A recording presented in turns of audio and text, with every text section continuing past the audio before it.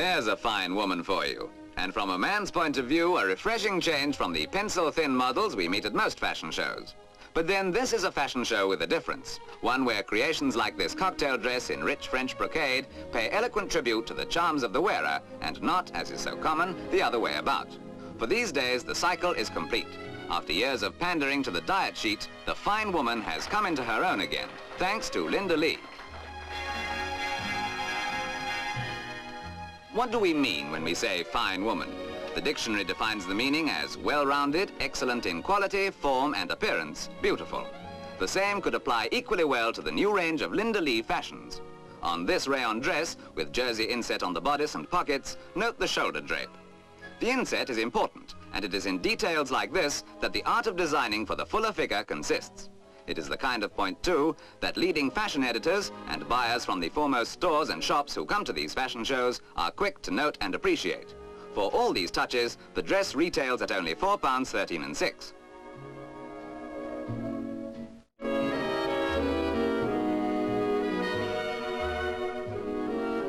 Something different but equally effective, a dress in rayon brushed wool to give the jersey effect. Note the jersey inset on the collar and cuffs and the novelty pockets.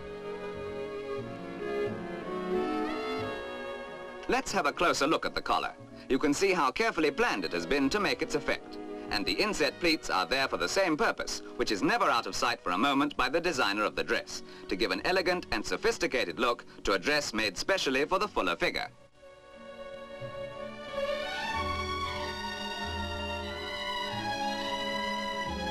Complementing any woman's figure is this cross-dyed rayon dress featuring reverse trimming on the collar and on the pockets. Everything has been designed to emphasize the height and reduce the apparent width, and in this the cut of the collar and the placing of the pockets play an essential part. Another mannequin wears a creation of Chantilly lace over a taffeta foundation, and the essential feature of this dress is the side drape. Price £5.10.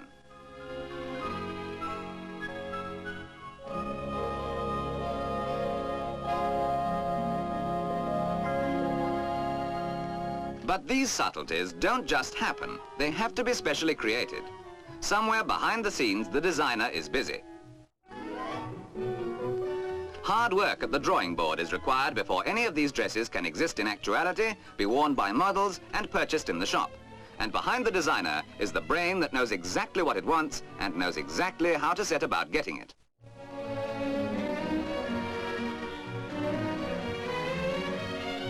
After the drawing board, the next stage is to drape the material over the dummy figure.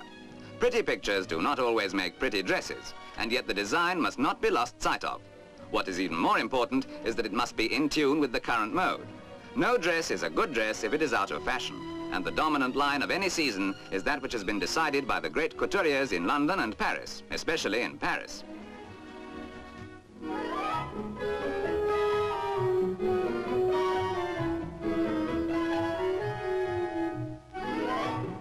The next important thing is to choose the material, and this is by no means as easy a task as it might seem. Louis Mintz, the creator of Linda Leigh fashions, takes a hand here. What might seem at first glance to be ideal, Mr. Mintz knows instinctively from his vast experience to be unsuitable for the type of dress envisaged. Beautiful as it is the wrong pattern for this dress. Back it goes into the rack, and another roll is selected for inspection. Ah, this is another story. Here is something which will do. A material which will play into the hands of the designer by emphasizing just those points which will make the creation a success.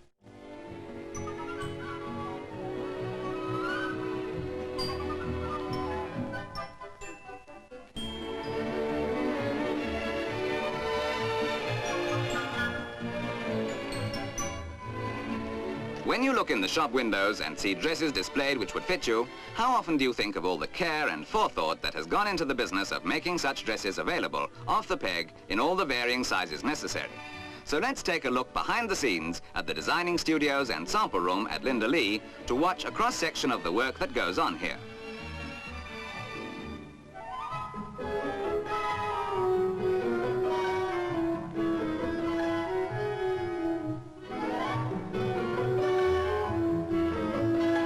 By the way, when we referred to the varying sizes of off-the-peg dresses, we were thinking of the general range of sizes 42 to 60, and what is known as PAT, the perfect average type, which is for the shorter figure, 5'3" or under, and with hip measurements from 43 to 61.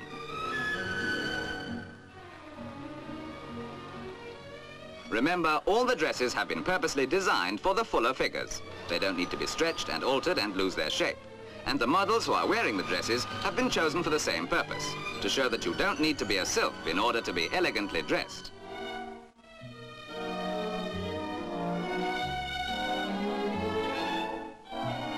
As much time and effort is spent on these off-the-peg dresses, which cost as little as £3.12, as would be on some of the fabulous creations that are far beyond the budget of most women. Each garment receives the personal attention of Mr. Mintz, who makes a little alteration from time to time that might make all the difference, the contrast on the pockets adding to the slimming effect.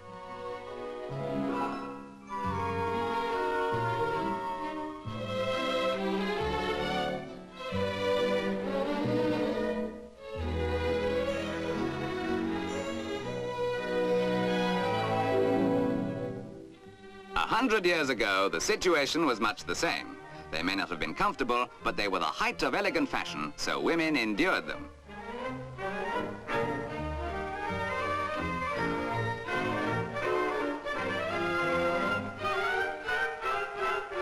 These actual dresses from the Doris Langley Moore collection make an apt illustration, and as if the natural figure were not enough, crinolines swelled out the hips to extraordinary proportions, and bustles added a bit of bulk, where to modern eyes it would have been better away.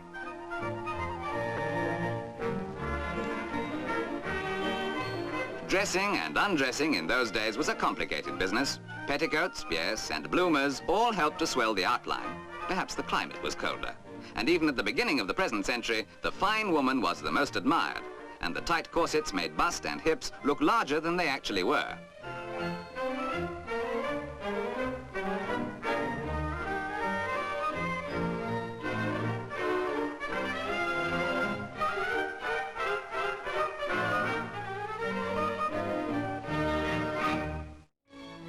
All the women of that period looked like the figureheads of some splendid old ships of the line.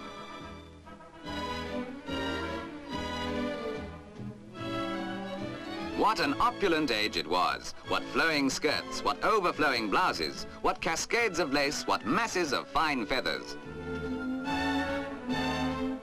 Fashion seemed to care nothing that whole species of birds were rapidly becoming extinct. You had to have something to put on those fabulous hats.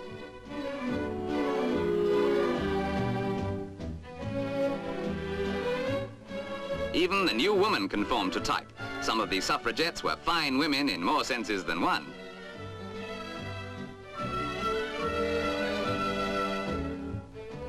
Let's have a look at Ascot, the last Ascot before the First World War, when the sun shone for the last time on a world which has now vanished as if it had never been.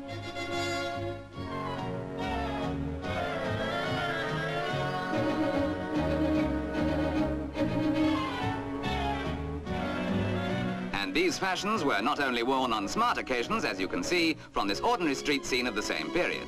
Some of those hats must have been really hard to hold on to when riding on the top of a bus.